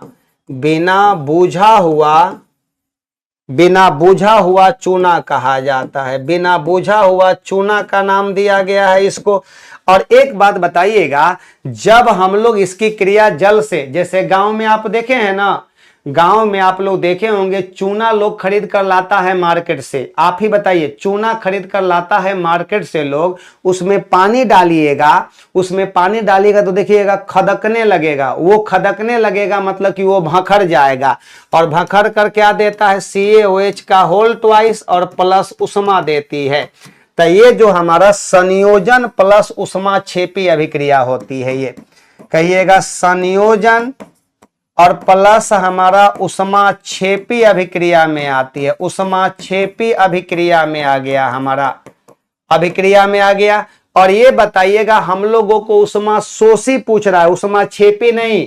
तो ये बताइए, अब ये देखिए कैल्शियम कार्बोनेट CaCO3, जब इसको हम लोग गर्म करते हैं, जब इसको गर्म करते हैं तो ये टूट जाता है CaO में और हमारा CO2 में, तो इसको उष्मा दिया गया है। तो ये अपघटन अभिक्रिया है, अपघटन अभिक्रिया है, थर्मल डिकम्पोजिशन में आता है। थर्मल डिकम्पोजिशन अपघटन अभिक्रिया में है। और याद रखिएगा, जब इसको गर्म किया जाता है तो ये CaO और CO2 में टूट जाता है, और ये हमारा उष्मा शोषी अभिक्रिया के अंतर्गत आएगा। आपके प्रश्न का सही जवाब बी नंबर। और यहां पर भी हमारा कार्बन को ऑक्सीजन में जलाएंगे तो CO2 देगा और प्लस में प्रकाश और उष्मा देगा, ये भी जलेगा तो उष्मा क्षेपी ही होती है, ये भी हमारा उष्मा क्षेपी ही होती है। चलिए बातें बन गया। आगे देख लीजिए आप लोग, जरा एक बार देख लीजिए। यहां पर मेसॉन की खोज किसने किया था, युकावा ने किया था। सही जवाब है कि गलत जवाब है? हाँ, मेसॉन की खोज युकावा साहब ने किया था। कौन किया था? तो मेसॉन की खोज युकावा ने किया था, युकावा साहब ने किया था। पोजिट्रॉन की खोज एंडरसन ने किया था। और याद रखेंगे, पोजिट्रॉन की बात करते हैं तो ये इलेक्ट्रॉन का प्रतिकण होती है। कहिएगा इलेक्ट्रॉन का इलेक्ट्रॉन का प्रति कण होती है, प्रति कण। एंटी पार्टिकल ऑफ इलेक्ट्रॉन होती है, एंटी पार्टिकल ऑफ इलेक्ट्रॉन होती है, ये इलेक्ट्रॉन का प्रति कण होती है। इसका खोजकर्ता कौन है? तो कहिएगा इसका खोजकर्ता हो गए एंडरसन साहब, एंडरसन साहब हो गए। एंडरसन साहब इसका खोजकर्ता, इनके साथ सहयोगी थे यूएफ हेस साहब भी थे। अब एक बात बताइएगा, इसका सब कुछ इलेक्ट्रॉन के समान होता है, इसका सब कुछ इलेक्ट्रॉन के समान होगा। और अगर पूछा जाए कि इसका द्रव्यमान भी इलेक्ट्रॉन के द्रव्यमान के समान, आवेश का मान भी इलेक्ट्रॉन पर आवेश के मान के बराबर, लेकिन ये प्लस में होती है। ये बताइएगा, इस पर अगर पूछ दिया जाए कि आवेश का मान इस पर पूछ दिया जाए, तो आवेश जो होती है इस पर कितना, आवेश प्लस 1.6 गुने 10 का पावर माइनस 19 कूलम के बराबर, लेकिन प्लस में होती है। इलेक्ट्रॉन पर आवेश के मान का कहिएगा उल्टा। और यहां पर है कि पारा यूरेनियम तत्व का संश्लेषण एनरिको फर्मी, नहीं सर, एनरिको फर्मी जो है ना, ये कहिएगा न्यूक्लियर रिएक्टर का खोज किए थे। इसका संश्लेषण कौन किए थे? पारा यूरेनियम तत्वों का संश्लेषण जो किया गया था, किसके द्वारा किया गया था? तो कहेंगे कि इसका संश्लेषण हमारे सहयोगी साथी थे। और ग्लेन टी कौन किए थे?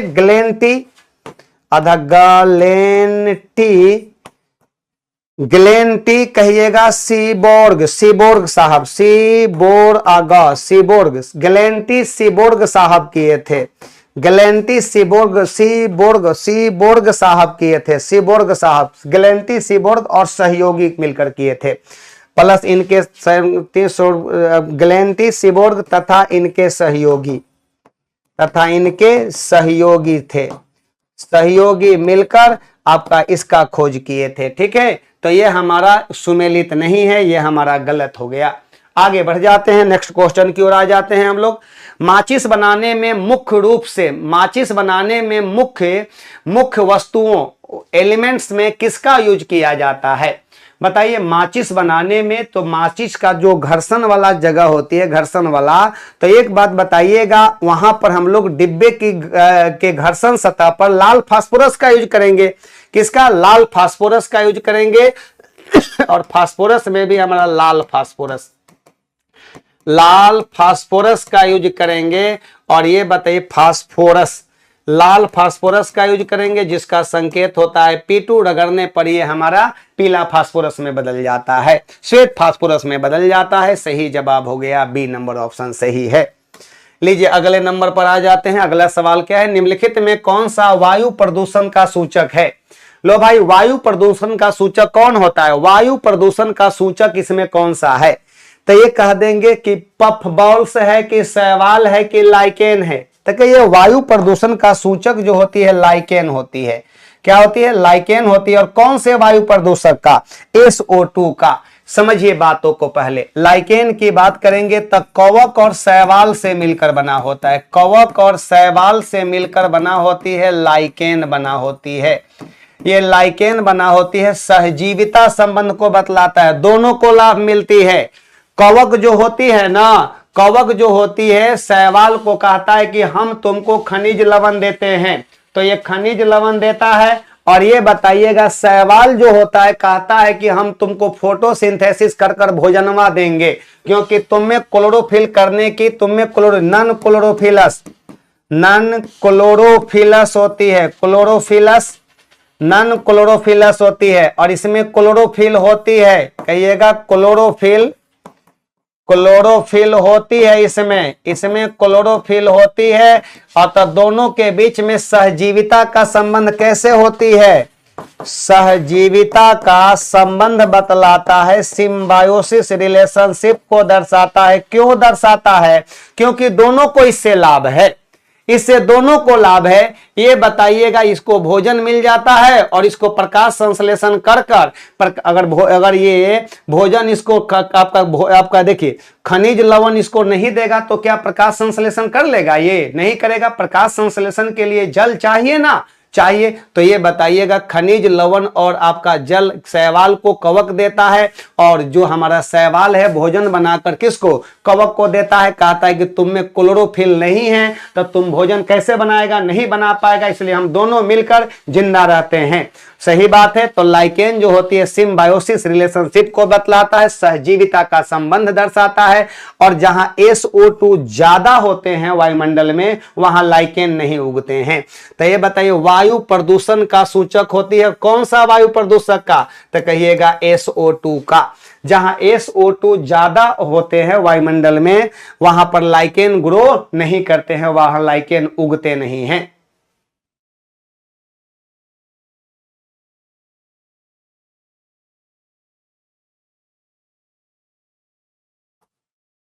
चलिए बढ़ गया, यहां पर आगे बढ़ जाते हैं। लाइकेन आंसर बन गया हमारे प्रश्न का। आगे बढ़ जाते हैं। निम्नलिखित में कौन मछली नहीं है, तब भाई मेरा मछली नहीं है, सही में मछली, नाम मछली पड़ा लेकिन मछली नहीं है। जैसे मानकर चला जाए कि आप ही लोगों को बता रहे हैं बोलचाल की भाषा में, आप अपने गांव में सुने होंगे कि फलाना बाबू का नाम है सिपाही, तो ये सिपाही सुना है ने, तो सिपाही नाम है तो कोई क्या सही में सिपाही है वो। फलाना बाबू का नाम है दरोगा, ए दरोगा जी है ना, सुनिए, तो क्या सही में दरोगा है क्या, वो दरोगा सही में है नहीं ना। तो वही बात यहां पर भी है, निम्नलिखित में कौन मछली नहीं है, वास्तविक रूप से मछली नहीं है, तो कहिएगा सॉफिश। सॉफिश आरी के दांत जैसा, आरी लेखा उसका मुंहवा होता है सॉफिश, और सही में मछली है ये सही में ये मछली होती है। आपका पाइप फिश, पाइप फिश एकदम, ये भी हमारा पाइप फिश भी सही मछली होती है, ये मछली होती है। लेकिन हमारा स्टार फिश हमारा मछली नहीं है, ये इकाइनोडर्मेटा का सदस्य होती है। किसका सदस्य है, इकाइनोडर्मेटा का सदस्य है, ये हमारा मछली नहीं है। जब आप लोग प्लांट फाइलम पढ़ेंगे तो Echinodermata, Porifera, Coelenterata, Echinodermata, Mollusca, arthropoda, आपका ये सब पढ़ेंगे। सबसे बड़ा संघ में आर्थ्रोपोडा आती है।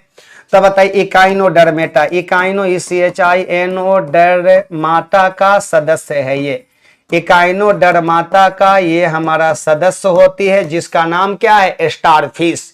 स्टारफिश, यहां से क्वेश्चन एक रहेगा, NCERT में ये सब बातें दी गई है, ठीक है। हाँ लीजिए अगले नंबर पर आते हैं। पौधों में जाइलम परिवहन के लिए जिम्मेदार होता है। पौधों में जाइलम आपका किसके परिवहन के लिए जिम्मेदार होती है, सुनिए। सबसे पहली बातें तो आप लोग ये बता दीजिएगा हमें, हम जो बतला रहे हैं आप लोग वो बातें पहले बता दीजिएगा हमें। सुनिए मेरी बात, कहा जाएगा कि ये जाइलम जो होती है जल और खनिज लवण का परिवहन करता है, और फ्लोएम जो होती है ना ये पोषक तत्व का परिवहन करता है, अमीनो अम्ल का परिवहन करता है। ये जाइलम और फ्लोएम दोनों का दोनों कॉम्प्लेक्स परमानेंट टिश्यू में आती है। समझ लीजिए पहले, complex permanent tissue, permanent tissue की बात करते हैं तो कॉम्प्लेक्स परमानेंट टिश्यू में देखिएगा तो दो गो होती है, जाइलम होती है और एक वो हमारा फ्लोएम होती है, और दोनों मिलकर वैस्कुलर बंडल का निर्माण करती है। इसका काम है जल प्लस खनिज लवण का, खनिज लवण का परिवहन करता है, जल और खनिज लवण का परिवहन करता है। और ये जो होती है पोषक तत्व, पोषक तत्वों का परिवहन, पोषक तत्वों का परिवहन करता है, ये परिवहन करता है पोषक तत्वों का परिवहन। तो एक बात बताइएगा, पोषक तत्व का परिवहन, अमीनो एसिड का परिवहन, ये भी हमारा फ्लोएम ही करता है, फ्लोएम ही करता है, ये भी हमारा फ्लोएम ही करेगा। जल का परिवहन कौन करेगा, जाइलम करेगा, ऑक्सीजन का तो नहीं सर।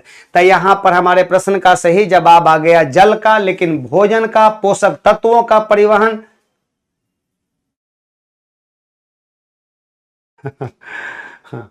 चलिए देखिए, किसी को कोई दिक्कत नहीं ना, एक बार आप लोग प्लीज बता दीजिएगा, किन्हीं को कोई दिक्कत नहीं ना, स्टार फिश नहीं है, सही जवाब हो गया। आप लोग पढ़िए, साइंस को साइंस की तरह पढ़ना है ना। अब हम गोदना गोदते रहे इसी में 2 घंटा 5 घंटा लगा दे तो ये समय हुआ। ये लीजिए अगला नंबर पर आ जाइएगा, अगला नंबर सवाल का जवाब दे दीजिए आप लोग। लौंग निम्नलिखित में से किसका निरूपण है, तो आप लोग पढ़ते हैं ना, लौंग एक कली है। लौंग क्या है, एक कली है, लेकिन कैसा कली है, कहिएगा टर्मिनल बर्ड है कि हमारा एसेसरी बर्ड है कि फ्लावर का बर्ड है, तो कहिएगा फ्लावर का बर्ड है, फूल कली है। लौंग एक कली है, किसका कली है? फूल का कली है, हमारा फूल का कली है, ठीक ना, हाँ फूल का कली है ये। लीजिए आगे बढ़ जाते हैं। ऑक्सीजन की उपस्थिति में, समझिए अगला सवाल क्या है। ऑक्सीजन की उपस्थिति में ऊर्जा आपका निर्मुक्त होने के साथ ग्लूकोज के कार्बन डाइऑक्साइड और जल में पूर्ण रूपांतरण होने को क्या कहा जाता है? सुनिए मेरी बात, तो कहिएगा कि ऑक्सीजन की उपस्थिति में ऊर्जा निर्मुक्त होने के साथ, सुनिए ये ऑक्सी श्वसन कहलाती है, एरोबिक रेस्पायरेशन कहलाती है, ऑक्सी श्वसन, इसी को हम लोग कह देते हैं ऑक्सी श्वसन कहते हैं, ऑक्सी कहिएगा श्वसन के नाम से जाना जाता है, ऑक्सी श्वसन। और सुनिए क्या होती है इसमें, तब ग्रुप में ऊर्जा मिलती है, यही तो कह रहा है हमसे।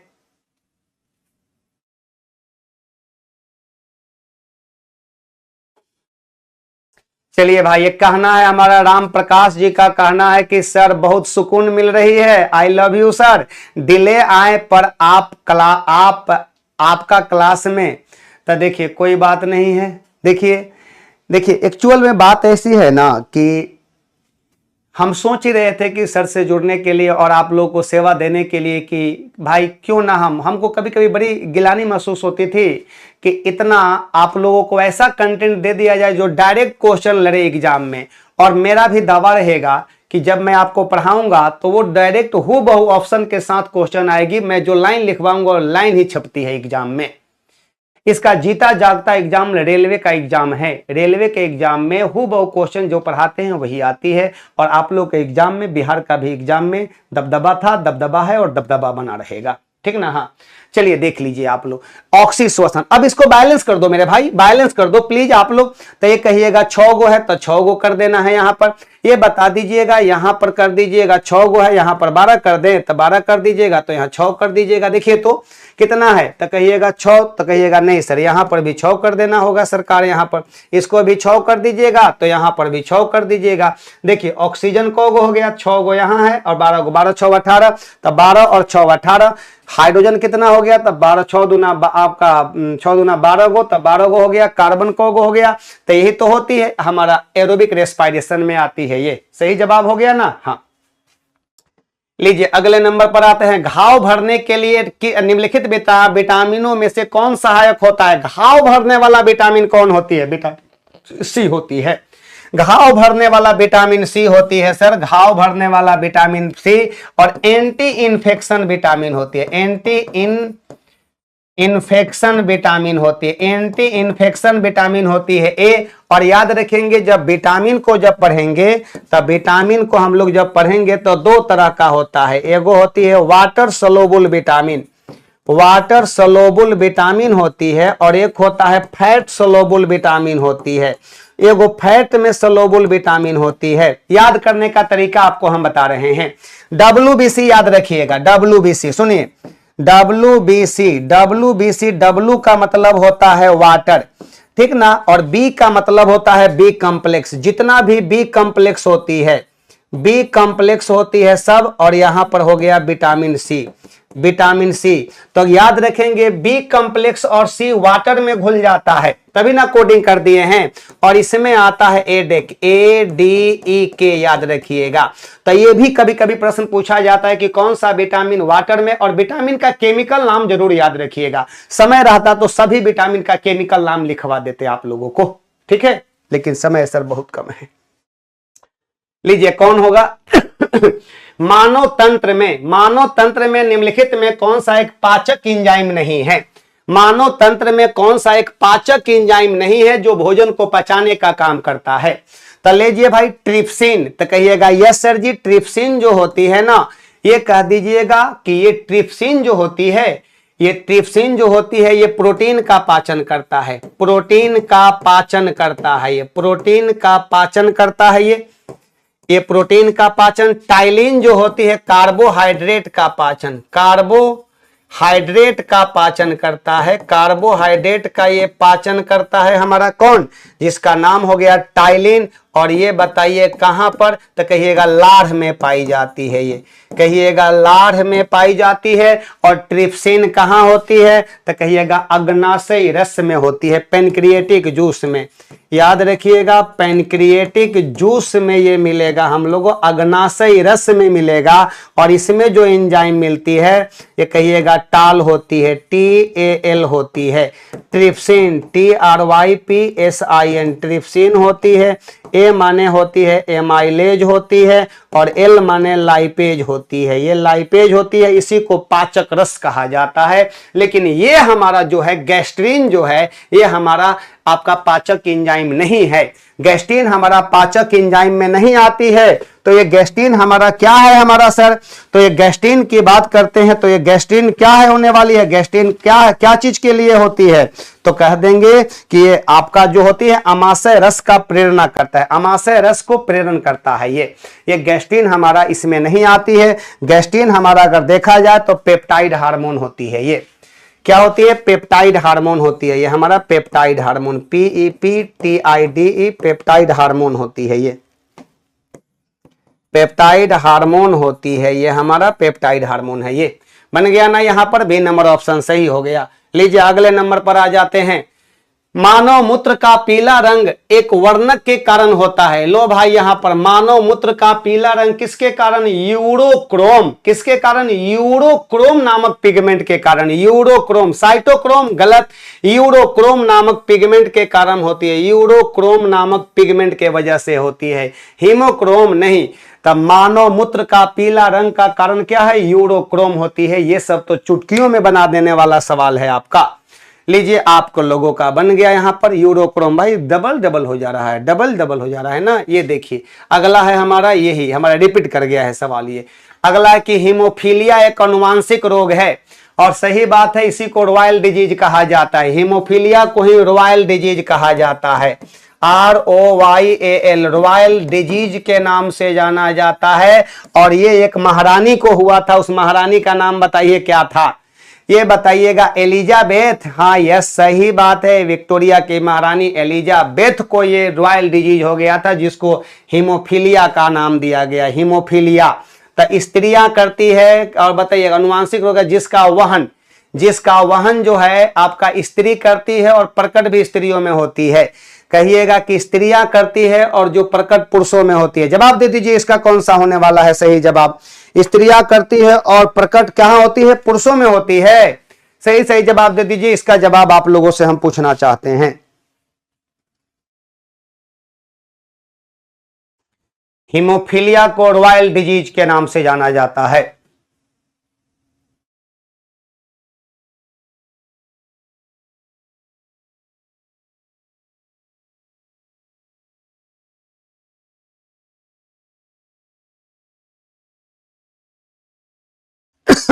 बन गया।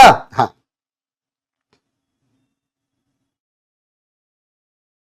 महारानी विक्टोरिया के परिवार में था, ये महारानी विक्टोरिया के परिवार में।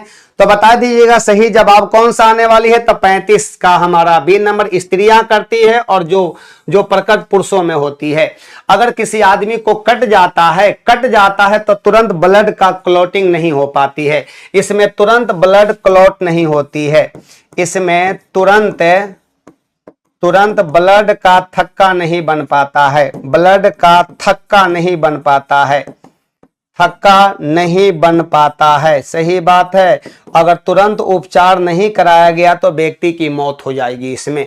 चलिए हो गया हमारा, हीमोफीलिया हो गया। अगले नंबर पर आते हैं। तो ये तो करंट टाइप का क्वेश्चन है, ये वाला याद रखिएगा। निम्नलिखित में कौन सा mRNA वैक्सीन है, याद रखेंगे mRNA मैसेंजर RNA। mRNA माने क्या होता है, मैसेंजर RNA। RNA को बांट कर पढ़िएगा तो mRNA होती है, rRNA होती है, tRNA होती है। तो कह रहा है कि निम्नलिखित में कौन सा mRNA वैक्सीन है जिसका उपयोग कोविड-19 के संक्रमण के विरुद्ध किया गया था। तो कौन है हमारा सिनोवैक नहीं, क्या नोवावैक्स। तो कहिएगा कि आपका मोडर्ना कौन है हमारा, इसका जवाब दे दीजिए। सब लोग जानते होंगे, सब लोग इंजेक्शन भी दिलवाए लिए होंगे अपना। निम्नलिखित में कौन सा mRNA वैक्सीन है जिसका उपयोग कोविड-19 के संक्रमण के विरुद्ध किया गया था। चलिए जवाब दे दीजिए इसका फटाफट, जल्दी जल्दी। अरे यार कितने का आ रहा है, ये लीजिए ये लीजिए ये लीजिए, अब क्या हो गया?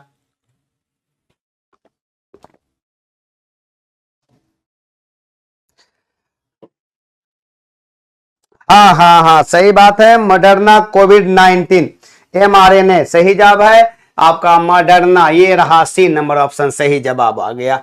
कोविड-19 सब दुनिया इससे पीड़ित था, आपका भारत पूरा का पूरा भारत पीड़ित था।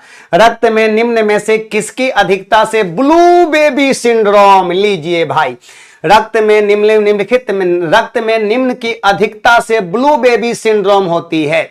तो रक्त में किसकी अधिकता से? तो मिथेमोग्लोबिन की अधिकता से। और ये बताइएगा पेयजल में किसकी अधिकता से? पेयजल में पूछ दिया जाए तो पेयजल में कहिएगा, पेयजल में कहिएगा नाइट्रेट की अधिकता से, नाइट्रेट की अधिकता से होती है, अधिकता से कहिएगा blue baby syndrome, blue baby syndrome होती है, स्लो बेबी सिंड्रोम होती है। तो याद रखेंगे पेयजल में नाइट्रेट की अधिकता से ब्लू बेबी सिंड्रोम होती है।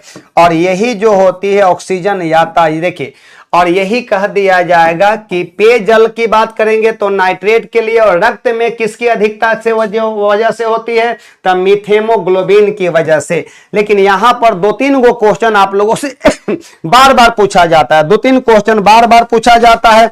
ब्लैक फुट की बात करेगा, ब्लैक फुट किसके वजह से होती है? तो कहिएगा ब्लैक फुट की बात करेगा तो ये होती है किसकी वजह से? तो ब्लैक फुट जो होती है आर्सेनिक के लगातार संपर्क में रहने से, एएस हो गया। अगर मिनी माता रोग पूछेगा, मिनी माता रोग पूछा जाएगा, मिनी माता रोग पूछेगा तो ये पारा से कह दीजिएगा, पारा से होती है। अगर वहीं पर कह दिया जाए इटाई रोग कह दीजिएगा, इटाई रोग कह दिया जाएगा तो ये जो होती है कैडमियम से होती है, कैडमियम से होती है। चलिए ये 4 गो बातें याद रखिएगा। सर जी स्टेट में 50 मार्क्स है, क्या भाई हेल्प, प्लीज हेल्प भाई, 50 मार्क्स हैं आपका। नेहा कुमारी जी 10 नंबर आपका कम है, कोई बात नहीं है, कोई बात नहीं है। इटाई रोग पूछेगा, आने दीजिए, वेट कीजिए थोड़ा सा, आने दीजिए रिजल्ट, फाइनल रिजल्ट आने दीजिए। बहुत कम नंबर है आपका, तो बहुत माने कम 10 नंबर का फैसला है ना।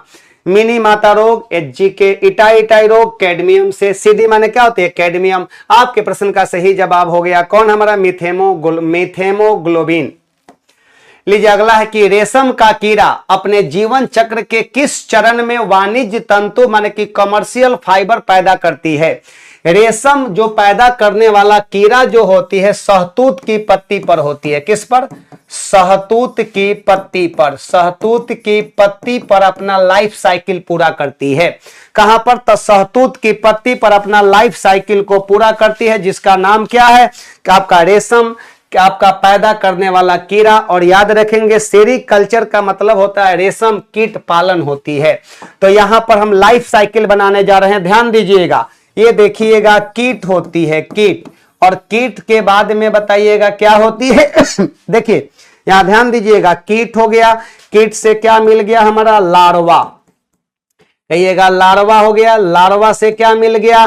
तो कहिएगा लार्वा से हमारा अंडा मिल गया। लार्वा से क्या मिल जाएगा? तो कहिएगा नहीं, आपका कीट हो गया अंडा, पहले अंडा ना, तो उसके बाद ना हमारा, ये लीजिए गड़बड़ा रहा है यहां पर, कीट हो गया, इसके बाद में हमारा अंडा हो गया, कीट हो गया, यहां पर अंडा हो गया, और यहां पर हमारा हो गया क्या? हमारा लार्वा। ये कह दीजिएगा लार्वा हो गया। और इसके बाद में आप लोग यहां पर कह दीजिएगा लार्वा के बाद में क्या हो गया? प्यूपा, प्यूपा हो गया। प्यूपा के बाद में क्या होती है? तो कहिएगा ककुन होती है, ककुन। और ककुन के बाद में देखिएगा तो हमारा ककुन के बाद में डायरेक्ट कीट पर आ जाइएगा। तो ये तो है लाइफ साइकिल आपका। तो ये बता दीजिएगा, कहिएगा कि कीट हो गया, अंडा हो गया, लार्वा हो गया, प्यूपा हो गया, ककुन हो गया। तब बताइएगा रेशम का निर्माण किस अवस्था से होती है?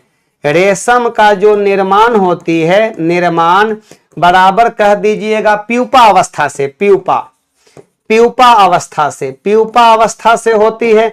और व्यापारिक रेशम, अरे भाई रेशम तो बनना शुरू हो गया, लेकिन व्यापारिक रेशम की बात करेंगे, अगर व्यापारिक रेशम की बात करेंगे, व्यापारिक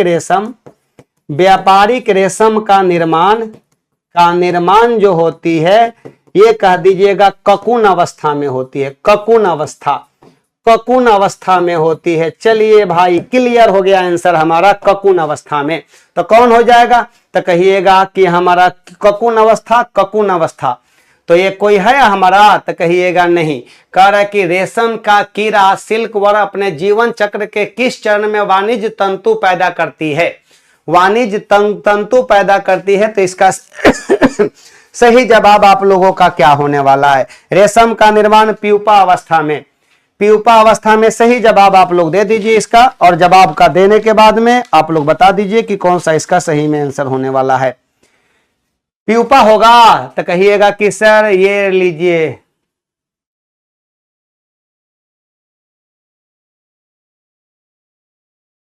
लार्वा हो गया, कीट हो गया, अंडा हो गया, लार्वा हो गया, प्यूपा, ककून। तो ये बताइए जब नहीं दिया हुआ है तो उपरोक्त में से एक से अधिक, उपरोक्त में से कोई नहीं। तो रेशम का कीड़ा अपने जीवन चक्र के किस चरण में, बताइए इसका जवाब हम लिख दिए हैं सब। ये सहतूत की पत्ती पर यह निवास करता है, सहतूत की पत्ती पर निवास करता है। रेशम का कीड़ा अपने जीवन चक्र के किस चरण में वाणिज्य तंतु पैदा करता है, लार्वा, एग, आपका प्यूपा, ककून नहीं दिया है ना, ककून नहीं दिया हुआ है, ककून नहीं दिया है। तो बता दीजिए कौन सा आंसर होने वाली है। प्यूपा अवस्था में कर सकते हैं, प्यूपा अवस्था कोई दिक्कत नहीं है, प्यूपा अवस्था कर दीजिएगा, कोई दिक्कत नहीं है।